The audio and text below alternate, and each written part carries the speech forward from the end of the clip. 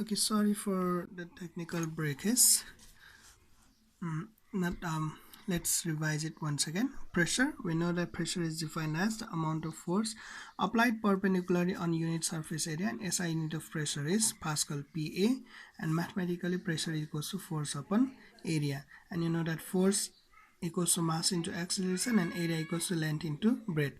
Now mass, length and breadth, they are fundamental quantities and which we have pulled into same term, same group. Mass upon length into breadth, and acceleration have been separated because we need to reduce it. Now acceleration is defined as change in velocity by time, and once again we need to separate velocity and time. Velocity into 1 upon time, because time is fundamental quantity, whereas velocity is derived quantity which needs to be broken down, and velocity is defined as displacement upon time. Now at this stage all the terms have been reduced into fundamental quantities, so we can take unit of all terms here. Pascal equals kg per kg. Mass unit of mass is kg, unit of length is meter, unit of breadth is meter, unit of displacement meter, unit of time second, and 1 upon time 1 upon second. So it gives us meter and meter cancels, kg slash meter per second square. Although meter and meter cancels, they are still the components of Pascal. So we must say that Pascal depends on 6 fundamental units. That's why it is derived unit. Now let's go to the last one. The last one, number 10, we have momentum. Momentum is defined as mass per unit mass the product of mass and velocity. Okay, momentum, you can say it is also a measure of force, because if an object has more mass, it has more momentum, and if an object has more velocity, it also has more momentum. Now consider of two truck having same mass. One of the truck is moving at very slow speed, like 5 km per hour, but another one is moving at very high speed, like 50 km per hour. Then which one will have momentum? Obviously the second truck having 50 km per hour. If the truck moving at 5 km per hour speed hits a building, will it collapse down? Or if a truck having speed of 50 km per hour hits a building, in which case the building will collapse down? Definitely in first case there will not be any effect, but in second case the building might come down due to the brutal force of the truck.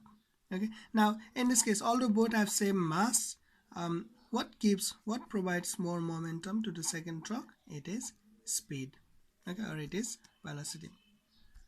Again, consider two objects having same speed, but another one is a mere bike, okay, a motorcycle. The mass of motorcycle may be around 150 kg, but mass of truck, it can go around 2000 kg, and both of them are moving at same speed. Then if the truck hits a building, the building might collapse. So if the bike hits a building, then obviously building won't collapse, but the bike man might collapse, or bike might be reduced to rubble. So our momentum depends upon two factors. These are mass and velocity, and momentum is defined as product of mass and velocity. And mathematically, momentum is equals to, as suggested by definition, mass into velocity. And here mass is already a fundamental quantity, but velocity is a derived quantity. We need to change this. Velocity means displacement by time. Now all the terms have been reduced into fundamental quantities, so we need to take unit of all terms at this stage, taking unit of all terms, and we still don't know the unit of momentum, so we'll simply write unit of momentum equals to unit of mass is kg, unit of displacement meter, and unit of time second. So it gives us kg meter slash second. So since unit of momentum depends on three fundamental units, that is kg, meter and second, it is derived unit. Now give conclusion. Since unit of momentum depends on three fundamental terms,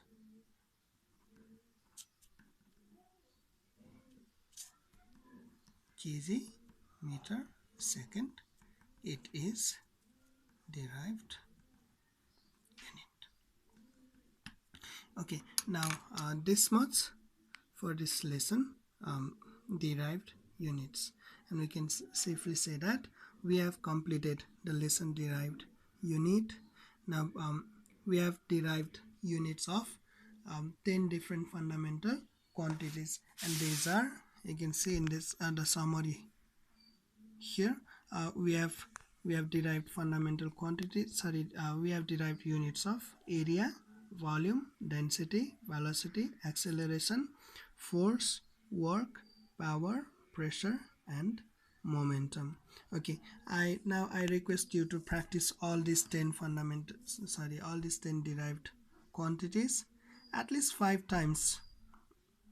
You will get the hold on it. Do it at least 5 times. Okay guys, see you in our next class.